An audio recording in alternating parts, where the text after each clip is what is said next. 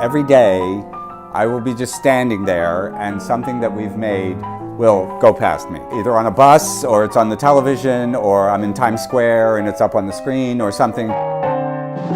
This is Eric Winterling, owner of one of the costume shops tasked with crafting clothes for iconic shows such as Wicked and Hamilton, TV shows like The Gilded Age, and of course, this dress from The Marvelous Mrs. Maisel. Eric's shop is one of hundreds of costume, millinery, shoemaking, and craft shops just in New York City alone, all of whom are responsible for bringing our most beloved costumes to life. Which is why, when Eric got in touch with the idea to make me a replica of said Mrs. Maisel dress, designed by the impeccable Donna Zakowska, I thought, what a perfect opportunity to get a first-hand look at exactly what goes into making these clothes.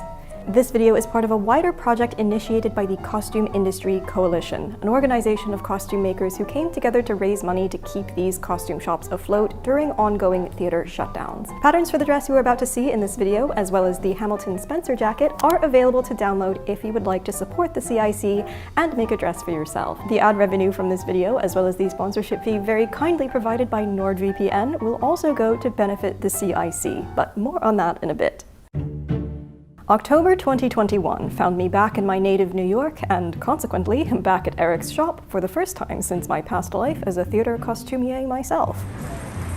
Casey's got to get to work because she knows somebody important is coming in for a fitting today. And, not going to lie, slightly apprehensive about having to be, for the first time, the subject of a fitting. This is my costume shop, and this is 8,200 square feet of costume making. We make clothes for Broadway shows, movies, opera, dance. The sketch comes in many different ways. Sometimes there's not even a sketch, and sometimes it's emailed, it's dropped off, and the first thing to determine is if there's is it a period. And we look at the research, 1660s, 1760s, 1860s, 1960s, because the period is part of the story. And in the end, that's what we're doing, is we're telling a story. So then we have a meeting, and we talk about what fabrics they have in mind. We talk about maybe where it might come from, or is it being shopped locally. I need my administrative assistant. So I was actually inspired by this whole thing by your Instagram post that you had a long-standing love and affection for black wool. Yes. And so I thought one day, wouldn't it be funny if I made Bernadette a Mrs. Maisel black wool dress? And then I thought, wouldn't it be great to make you a black wool dress? We had some wools. We have a flannel from Gravy, and we have a gabardine. And then I thought, why not go a little fancier? This is a beautiful silk moire from Fukotex, and then there's this incredibly beautiful Hopkins fabric. It's this incredibly woven moire. I think that says you all over. You know best. So this is what Bumpers likes it. I mean, I think the dress will be beautiful in this. It will have that sort of Victorian quality to it, but the 1950s. There you are. Fantastic, I'm very excited to see it. Okay.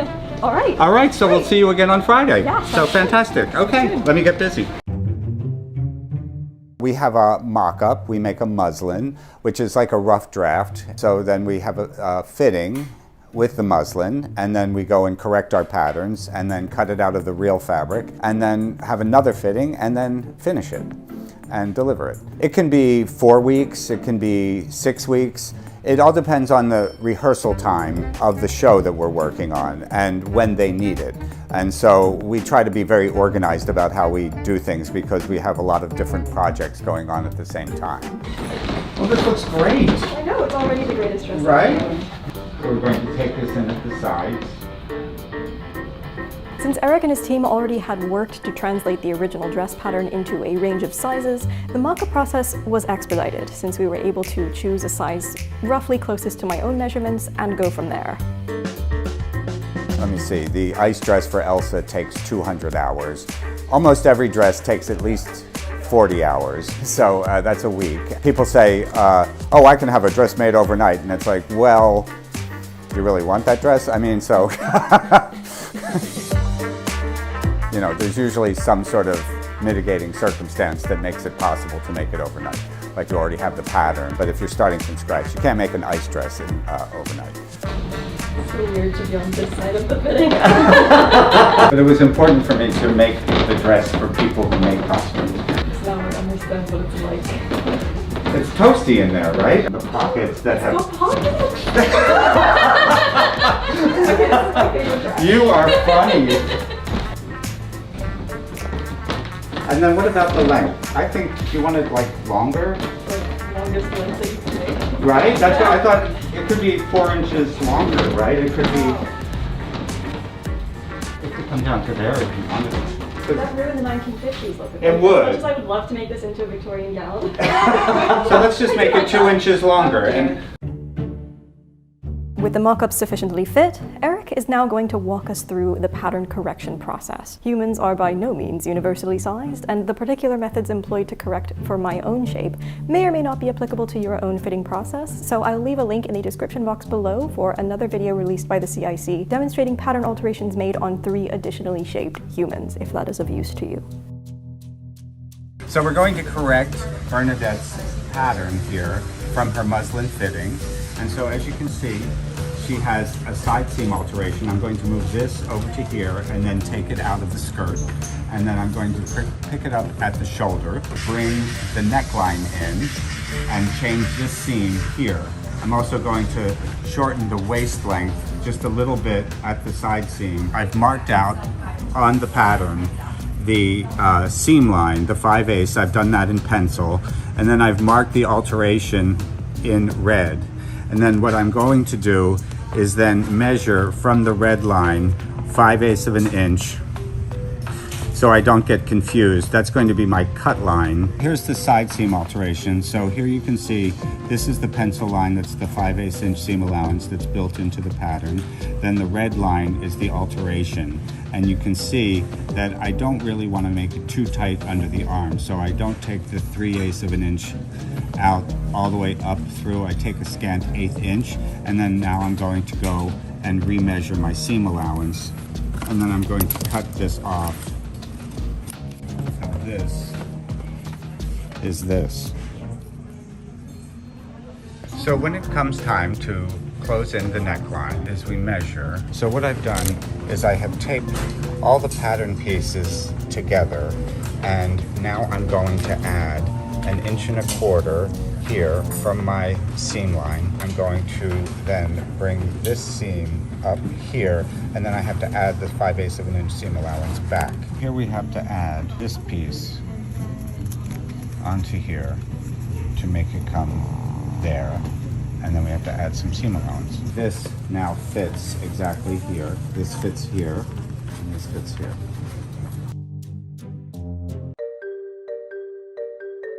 I'm a draper, and so that means I take the sketch and interpret it. It's broken down into patterns that can be assembled that look like that picture. And so I have 3 other people here that do that. Then all the drapers have first hands or assistant drapers. They're the person that takes the pattern from the draper and cuts it out of the fabric. So it's like an assembly line. Then we have hand finishers. We don't want the people that are at the machines doing the handwork. They sew the hooks on, put the hems in, do the beading fill over the seams. For Maisel, we rarely work in muslin.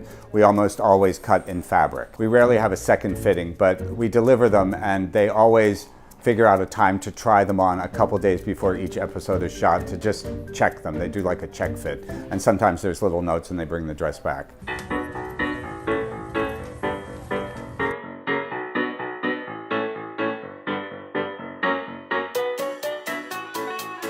A few days later, we are ready for fitting number 2, just to make sure that the fit is just right before all that complex finishing work goes on. Wow! I love it! Oh my god! Fantastic! I mean, in all honesty, it's just a hair.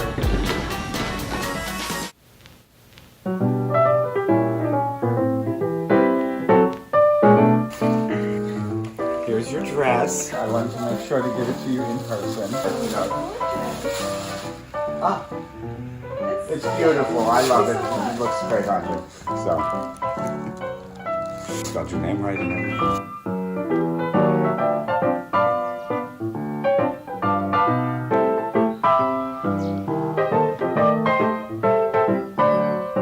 From drapers to first hands to cutters, stitchers, finishers, dyers and painters, beaters, milliners, shoemakers, shoppers, administrators, and of course, designers, the costume making industry employs thousands of artisans just in New York City alone. Artisans who not only give us the iconic costumes that stick with us and continue to inspire us for decades, but also keep alive the traditional craft of garment creation in a world quickly being consumed by mass production.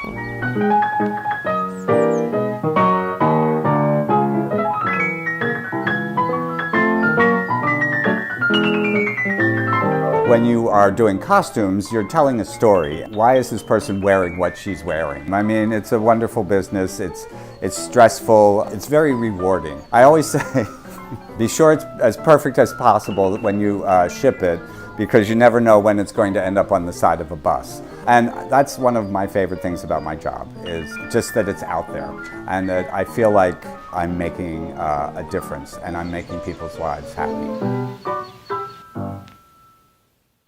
A very special thanks is owed to NordVPN for sponsoring this video and in turn for helping me to support the CIC. NordVPN is the fastest virtual private network service designed to help keep your online browsing safe. If in the event that you find yourself flying to New York City to investigate the costume making industry, you can at least rest assured that your sudden exposure to public Wi-Fi networks won't leave you vulnerable to nefarious attempts to peek at your passwords and other sensitive data. A VPN reroutes your internet activity through an encrypted network, disguising your online identity and keeping your data safe. But even better, if you don't fancy physically traveling to enjoy your favorite US accessible only media, NordVPN gives you the ability to mask your computer's IP address and expertly outfit yourself in the sublimely authentic costume of over 60 different countries. So streaming services and research databases don't have the ability to block content based on your geographic location. Visit nordvpn.com/Bernadette to get a 2-year plan plus 1 additional month for a huge discount.